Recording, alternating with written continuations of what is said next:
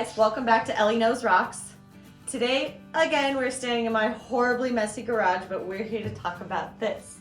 This is a cabbing machine. This is my Christmas gift. I have the best boyfriend ever. That's besides the point, but this is an awesome machine. It's high-tech diamond. We are going to kind of delve into it. I've never even plugged it in. It still has the cord around the cord and the little cover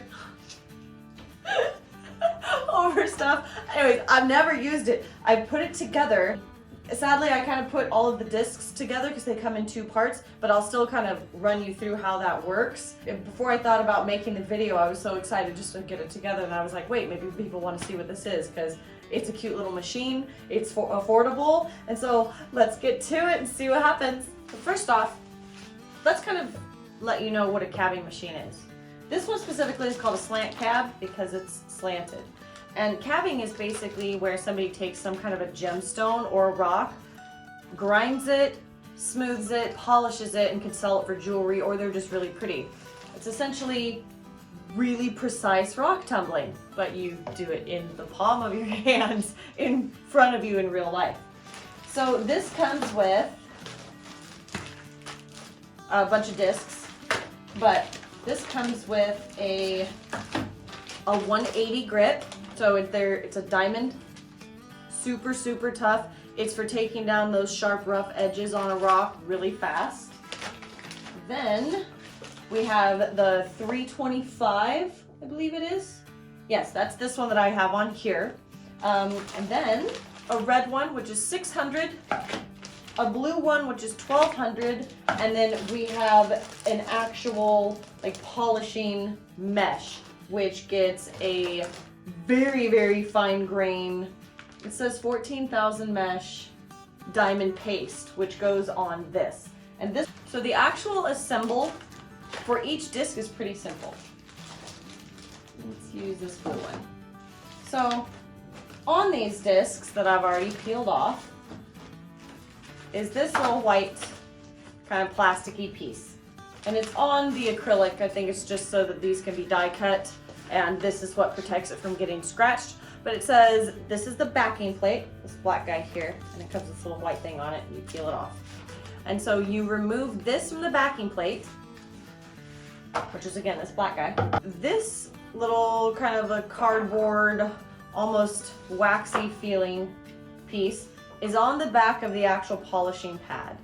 So you remove this from the polishing pad, you line it up, and I used a little dowel that came with it to stick in the middle so that I could line them up perfectly, and then you push it on, and it adheres to the backing plate. Repeat that 4 different times so that you get all of your discs together, all put together. And then once you do that, this is pretty simple.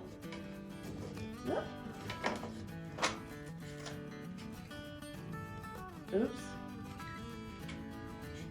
Well, that's interesting. These little guards that are stuck on here to the side just came off. That is not ideal. So far, not cool. Anyways, so right here where the disc sits is called the arbor, and there's a little area underneath here on the shaft that has a place for an Allen wrench that has a set screw in it, so you can adjust this up or down just a little bit. It's also a way for you to remove this and oil the main gears that are right here so that everything spins smoothly. But what we do is you just take the pad that has my cat's fluff on it and you put it on the arbor and you just screw this in, and the washers are rubber round or have rubber on them, and I just hand tightened it. And I have a thing where my friends call it Ellie tight, where I break bolts, so I have to be really careful about what I do. So then what we're going to do is take this, which is the splash guard, and we're just going to stick it on here. I don't know what, it seems to be really not lining up when I do it. It's not very well. Anyways, so this can be moved up or down, kind of moved around in an area so that you minimize the amount of water that's going to splash off. This is your little dripper, and it has a little adjuster on it so that you can adjust the drip.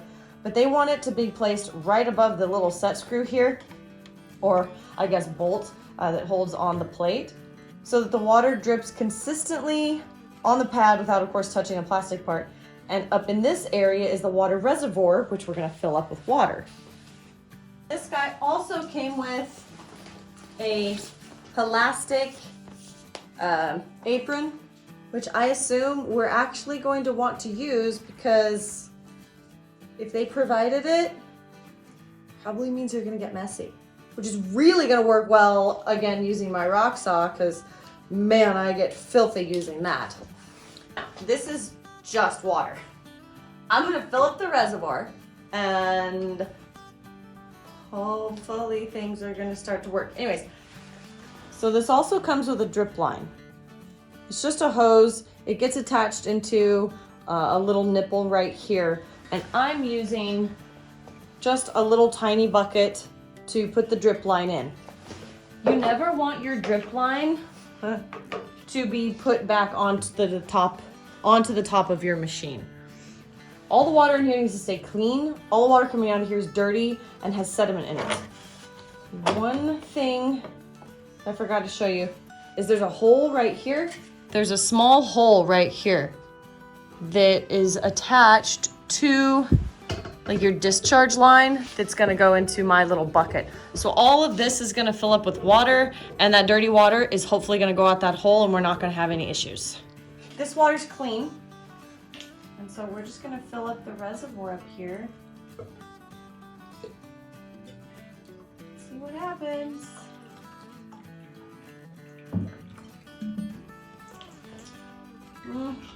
That does not hold a lot of water. There is a system that you can get that's a pressurized system for this. Either with a little water pump that you would stick into a gallon bucket, or you can use something like a garden sprayer where you spray for weeds or bug killer or stuff like that, where you can put it up there and actually pressurize it. So, I don't know if the water is going to like miraculously come out when I start the machine, because like I said, I've never used it. I'm a little nervous, actually.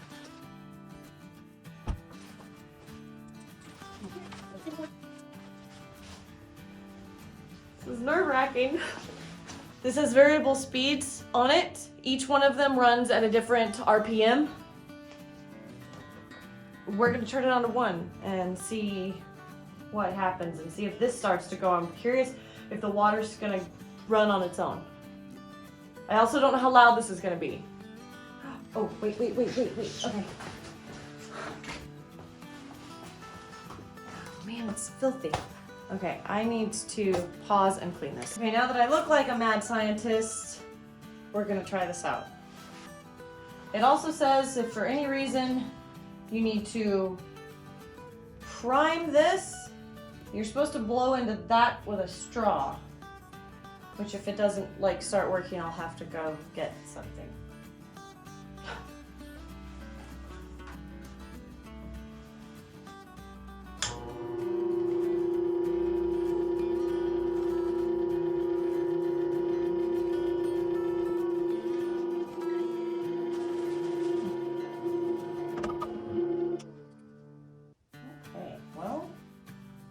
That was cool, but nothing's happening.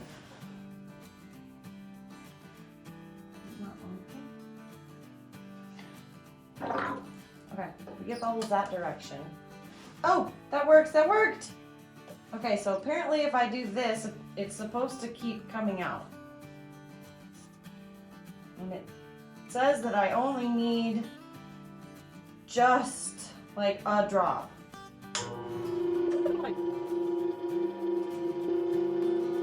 I also don't know if I need to make sure that it gets more water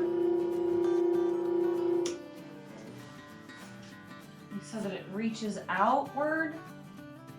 Oh yeah, no, the whole thing has water like sprayed everywhere. I'm probably overdoing the water. That's cool, that's really interesting. All right, so yeah, the water is dripping down here. We are going to try this guy.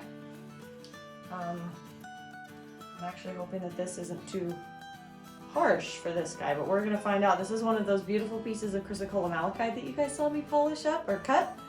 So let's see what we can do.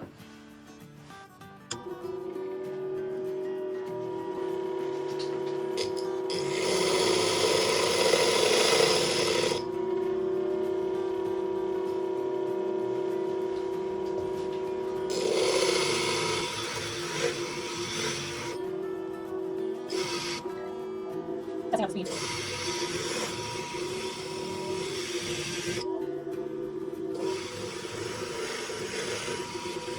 So far, this machine is absolutely awesome. I've been going through 2 different types of the polishing pads. I've only used the 325 and the 600, and I have yet to go up, but I'm already getting such a beautiful glossy shine on it, and I'll bring you in closer to see. So this is completely dry, and you can see we're getting quite the shine on that. This guy, completely dull. This was cutting it right off of the rock saw. And if you're curious about the rock saw, it's the Gemini ring saw, and I have a YouTube video up about that. But this is what it's looking like. And I've got to say, it's pretty right now. This was just one side over. I left it on the 325 sander for just a little bit, but then I'm focusing on this size because it has that little crystalline vug right there. So it's looking pretty. So far, guys, this machine is a hit. I absolutely love it. I'm gonna continue polishing up these malachite slabs with this guy. And so far I've only used 2 of the polishing pads, the 325 and the 600. And I still have to go up to the 1200 and then of course the really polishing one to see what kind of a shine I can get on this guy. So I'm super excited about it. I highly recommend this. It's an awesome machine. It's not very messy at all. There's a little bit of drippage. The drain tube did what it was supposed to do. I've been at this for, I don't know, like 25, 30 minutes. And the reservoir is still about half full. So I'm thinking you're gonna get about 45 minutes of actual time sanding stuff to the size of the reservoir so far. So I'm gonna probably up that so that I can not have to fill it as frequently. But it works, it's awesome. I highly recommend it. Thank you guys again so much, and I'm gonna keep working on this. And once I get these guys finished, they will be available on my website.